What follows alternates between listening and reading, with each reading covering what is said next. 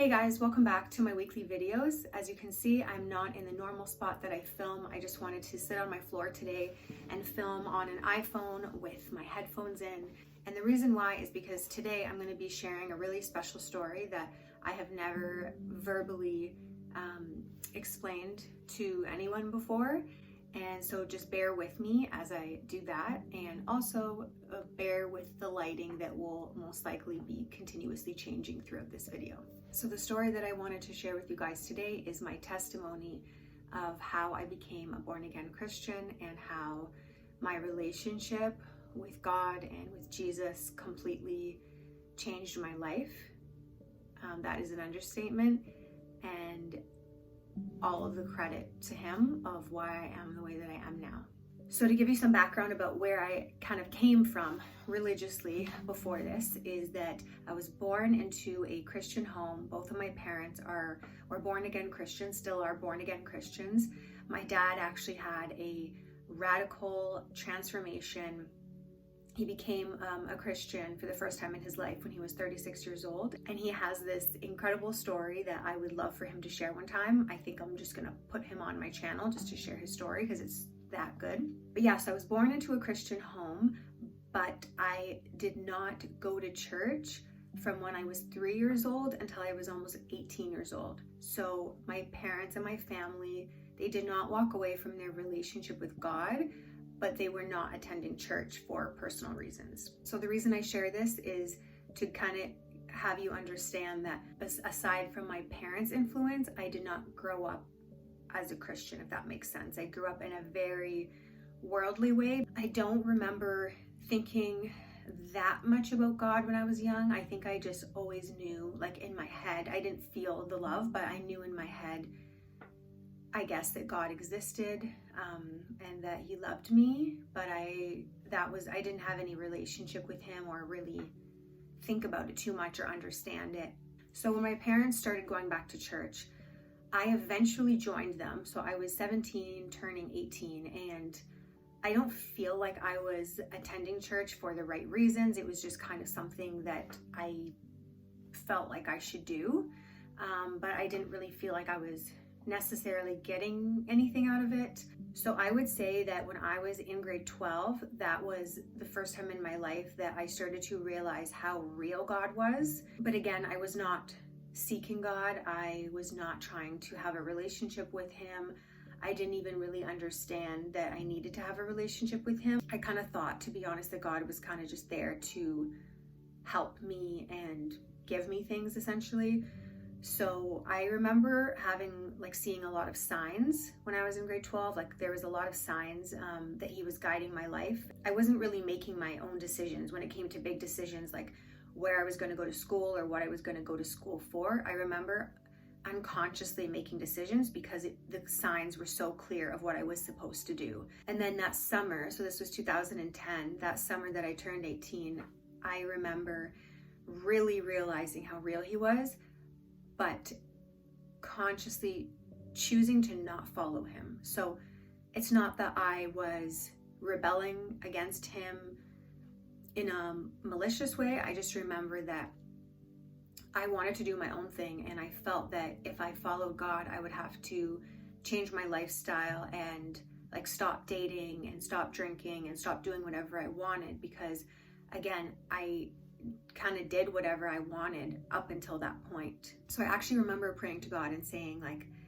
I know I love you and I know you're there, kind of thing, but I'm gonna kind of go my own way. And it wasn't really that I was turning away from him. I guess I just kind of thought he'll wait for me.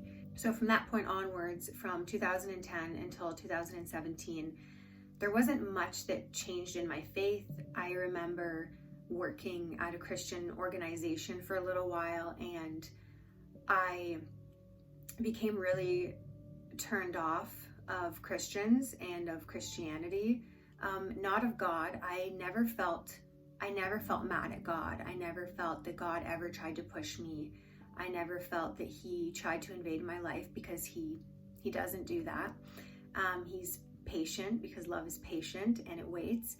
And we have free will, so it was never forced. But I do remember And I had to obviously forgive them, but I'm just sharing it how it is. I remember really not liking the people that represented God.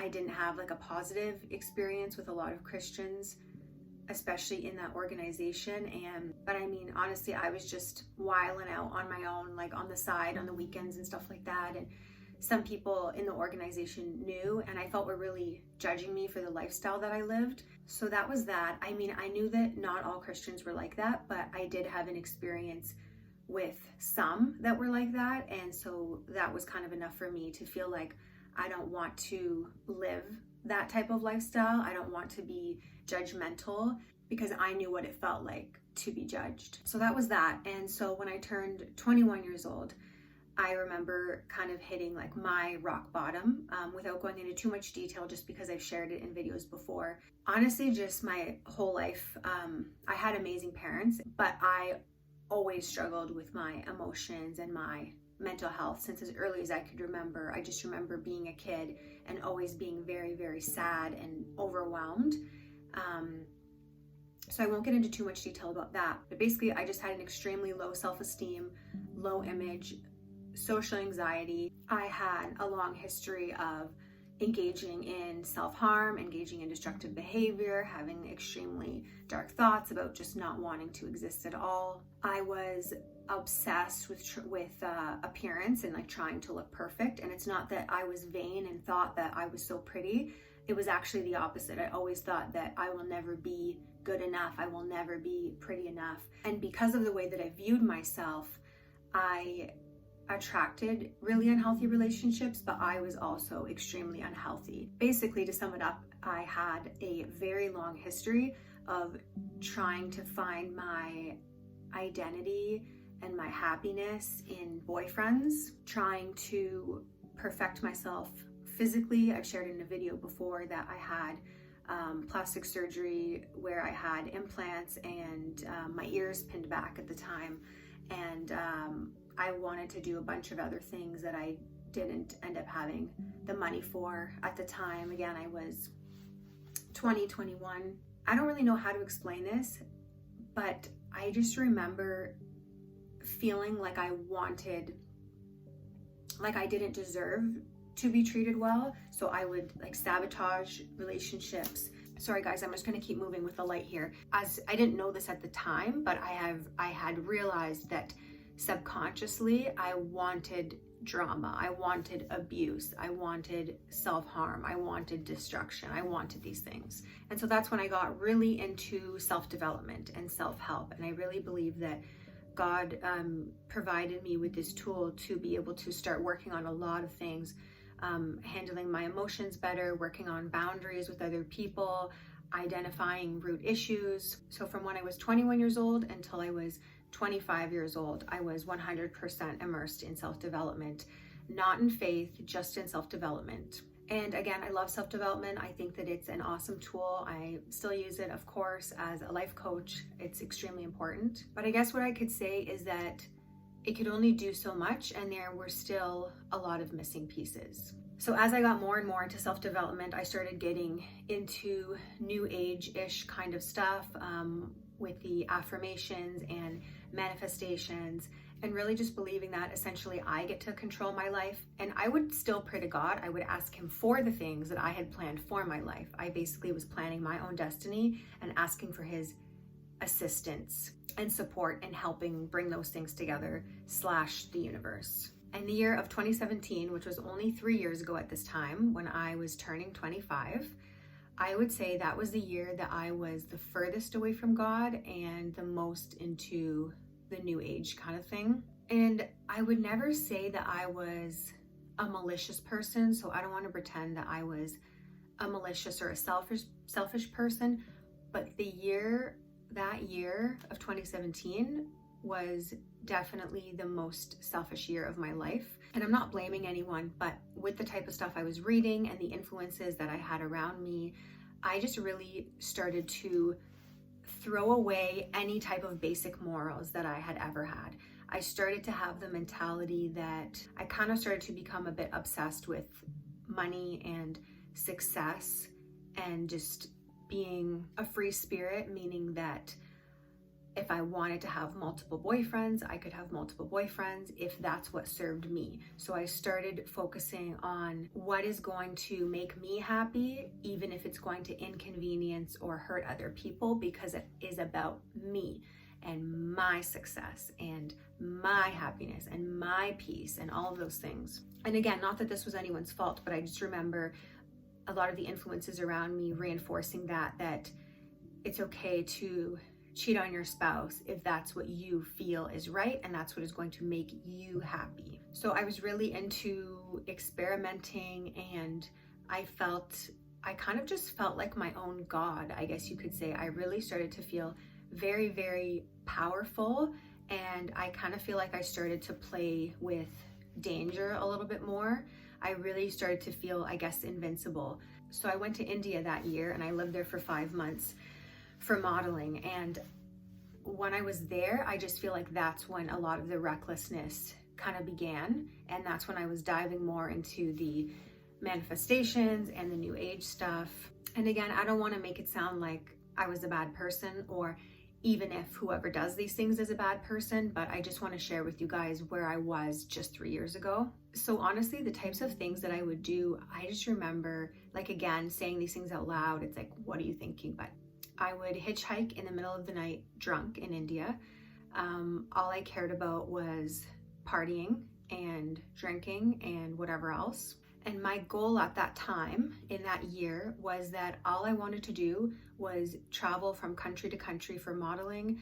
I had planned out what countries I wanted to go to. I was just focused on manifesting my dream life and my success. At the same time, again, I don't want to make it sound like I was an extremely selfish person. I did want to be an activist still. I wanted to use my voice, and to be fair and to be honest, I believed at the time, I didn't believe that anything I was doing was wrong, and I believed that because self-development had taken me that far, because I used to have anxiety attacks and I was not able to travel by myself. So I started making myself feel very, very powerful, that I was able to go to India by myself and live there and make friends there. And I started to just feel really invincible. So I guess I felt as if that my self-development journey gave me this incredible confidence and power. So again, I'm in this position where I feel like, look how far I've come. Look what I'm able to do. I'm able to travel anywhere around the world. I have so much confidence. I feel invincible. I feel very powerful. I can have anything I want. I can be anything I want. But I would say the two key factors were that it was all about me, and that despite all of that confidence that I had, I did not have a peace, which would equal happiness. And ironically enough, that summer was one of the summers that I struggled the most with feeling very depressed. And so that takes me to September, October, November of 2017. And I just remember feeling so incredibly lonely. It was something that for many, many years I wasn't really able to put into words, and I couldn't explain what I was feeling.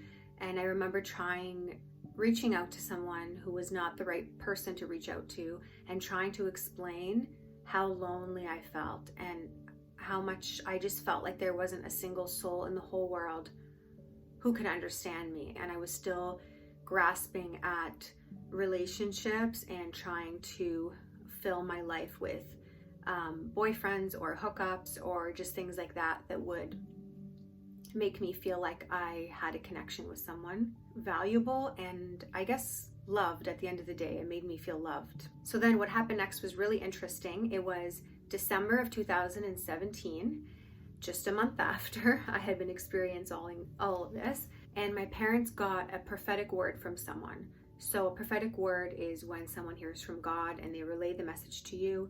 Again, you have to test every spirit and you have to pray and ask God for confirmation that this word is for you. But basically, this man had a word for my parents, and they didn't even know about me, but he said in the message to my parents, your daughter, I don't know, what she does for work, but he started naming things that had to do with modeling. So it's like he knew what I was doing for my career and stuff like that. And he said, God showed me an image of her, and there's a light above her head. But the light is very dim. It is so dim, it is barely even lit. And God showed me that he wants that light to shine bright. He wants to make that light shine bright for him. And I don't really know how to explain the feeling, but when I heard that message, I just could feel in my spirit that it was true. And he actually even warned me about something that ended up happening. That's when the process began. I remember I started praying. I started apologizing to God for going a different way. I started asking him to just become very real in my life and to guide my life, and basically just I wanted his will for my life and not mine. And I didn't even know what that meant at the time, but I was just praying stuff like that. So in 2018, that's when things really started to shift. That's when the very clear signs of him being in my life started, and when he started changing the direction of my life and my purpose. So one thing that happened immediately is that I was shown to do a pageant, to do Miss Universe Canada. And at that time, a pageant was something I would have never dreamed to do. Anyone who knew me would know I would never do a pageant. But I felt that I was supposed to do it, and that I was supposed to kind of stop traveling for modeling. So that year I competed in Miss Universe Canada 2018, and the prophetic warning that I actually had from earlier that year came true during the pageant as well. But just to backtrack a little bit to give you an idea of the types of things that God was also doing in my life. So he started immediately changing the direction of my life. Again, he's showing me these things, and I have to be obedient to follow them. I didn't want to do a pageant, and I didn't want to come home from Asia. I wanted to keep traveling, but I knew that he was showing me what to do. So I started to become obedient. And also in the beginning of the year, that's when the comfort kind of started to happen. And so something happened in the Philippines that I was really upset about. And I remember I jumped into my Uber at the time, and the Uber driver was just, there was some static music playing on the radio, something really quiet. And then all of a sudden, within a minute of me being in the car, he switches to the Bluetooth or to the aux cord or whatever, and he just starts blaring worship music. And then the GPS immediately interrupts the worship music and says, in 300 meters, turn left onto Lord Street. And I just felt this presence in that Uber ride where I felt God comforting me. When I was home in the summertime, something happened that was just absolutely devastating to me. I was completely devastated. I was driving in my car on the highway. I can't even explain to you, I was crying so hard that I honestly thought I would crash my car. And all of a sudden, because I was just praying and praying, and all of a sudden, this peace just came over me where I stopped crying and I felt fine. I was like, no, I wanted to cry. I was like, no. I was actually physically trying to cry. I was like, this doesn't make sense. This doesn't make sense. I am in the middle of a crisis right now.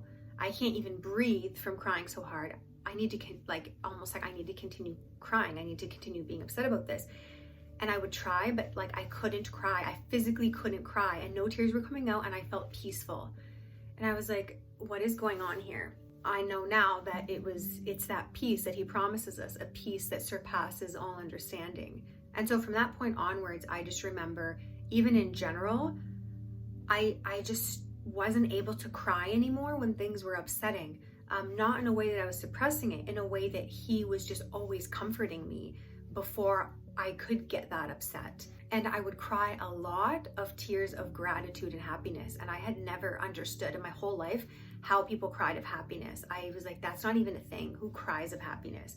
And I just remember, even now, my eyes are constantly just filling with tears of overwhelming emotion of presence and happiness. So I remember I just really wanted to take my relationship with Jesus seriously, and I decided to get baptized on my birthday of 2018, and I got baptized in a river.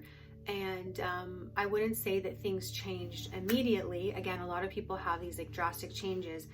Mine was a drastic change, but it was over 2 years. From that point onwards, from like 2018 June until now, God has just radically, like, he has just blown my mind, the changes that he has made in my life, in me, in the circumstances around me. It's just insane. I wanted to share with you guys a list of the things that he drastically convicted me of. And what I wanted to say is that if you're doing any of these things I'm listing now, please don't think that I am judging you or that I'm saying that God is mad at you, because he's not. But I went from the year of 2017 summer working at a day club and working at a nightclub, basically getting tips and getting attention for wearing a bathing suit all day, believing it was okay to have compromise myself and my body if it's what I wanted in the moment, getting completely blackout drunk anytime I drank, doing really ridiculous things that I'm quite embarrassed about now, self-obsessed and feeling like my own God, being obsessed with appearance and having to be a certain weight, just hungry to control my own destiny and just feeling like this life is the only life that really mattered. So I'm going to share with you guys the things that God convicted me of over the last 2 years. And I just wanted to make it clear that it's not about rules. A lot of people will get caught up in religion, and that's where a lot of people can become self-righteous and can become judgmental, because their mentality is that they are following all of the rules and therefore they are so holy and so righteous.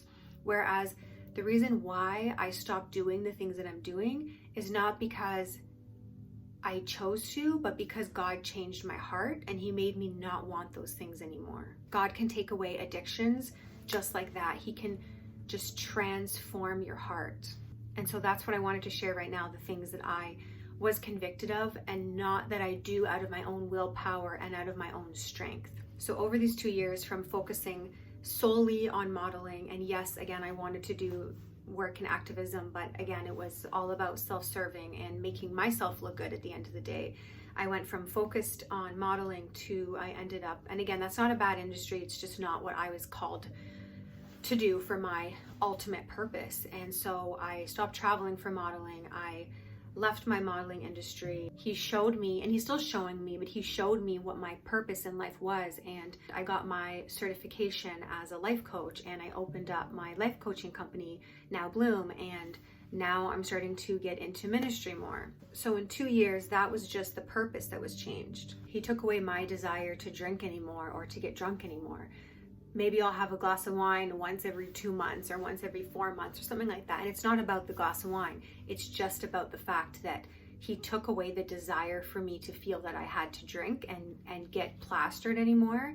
And also because I had severe social anxiety, which is why I was also drinking so much. He took away something that had been enslaving me for my entire life, which was my obsession with trying to be perfect, like I was sharing before about the plastic surgery. And he convicted me and showed me to get explant surgery and have my implants removed, and to reverse my ear pinning, and to not put my value anymore in my appearance. And I can't even explain it because it's just a feeling, but he just convicted me of showing that my beauty is on the inside, and that I am not any more or any less valuable based off of trying to look perfect. He convicted me of the way that I see other people. He has given me compassion for everyone. He has given me compassion for my enemies, where someone will do something so horrible to me that in the natural, people would say, why aren't you reacting to that? And I'm not saying that I don't get mad about things, but it's like he gives me a compassion where I could just start bawling because I feel so compassionate for this person, and I just wish that they could be transformed by God the way that I was when I see them doing horrible things. Another thing he convicted me of that just I was enslaved to my entire life was relationships, boyfriends, hookup culture, and just needing to have that physical intimacy with someone to feel loved. And he took that away from me, and for the first time in my life. So I remember reading about saving yourself for marriage, and I remember thinking that is the dumbest thing I've ever heard. And that was when I was younger. And for the first time in my life, God just convicted me of saying, like, you are so precious and you don't need to give your body away to feel valuable. In fact, you're actually doing the opposite. Any of these things were not things that I can do in my own willpower. I can't try with all my strength to stop an addiction. These things were real strongholds and real addictions in my life that no matter what I did, I couldn't not get plastered if I had a drink. I couldn't not message that guy and go meet up with him. I couldn't not start gossiping about that person or start bashing that person for doing something bad to me. And with all of that, I've only touched the surface. I've only shared what he's done circumstantially.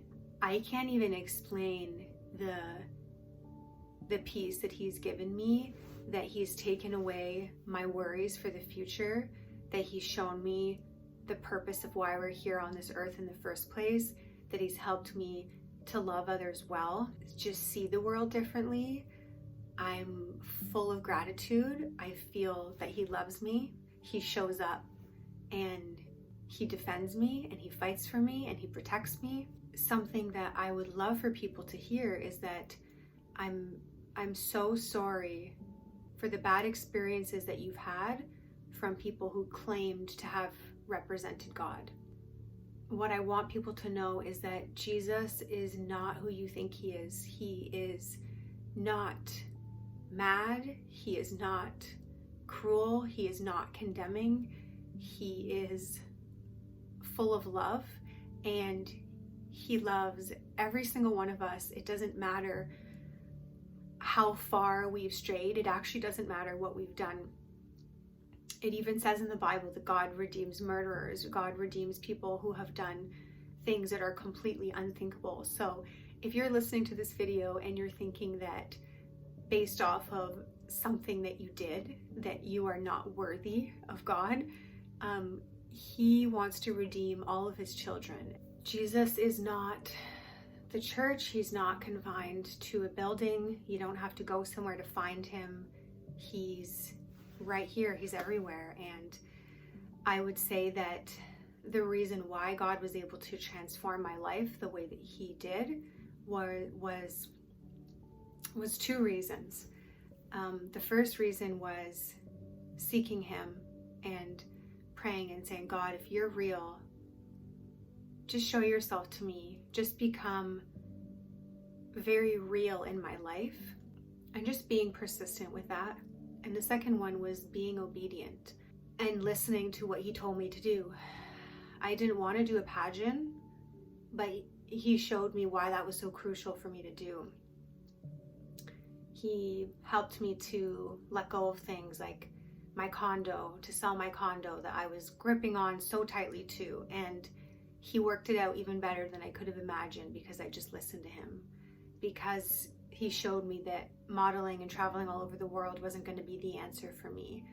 And I will continue to listen to him because he knows what's best. And he just has this like beautiful piece of lace that he's just knitting together so delicately for all of our lives.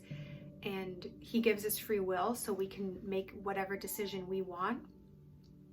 And he'll be there for us anyways, waiting for us to come back to him. And I wanted to read the scripture, which is Jeremiah 29:11-14, the Message version. I'll show up and take care of you as I promised and bring you back home. I know what I'm doing. I have it all planned out. Plans to take care of you, not abandon you. Plans to give you the future you hope for. When you call on me, when you come and pray to me, I'll listen. When you come looking for me, you'll find me. Yes, when you get serious about finding me and want it more than anything else, I'll make sure you won't be disappointed. Seeking Jesus was the best thing that I have ever done. It has changed my life. It has changed my eternity. It has made it not about me anymore. It's about him, and it's about serving other people.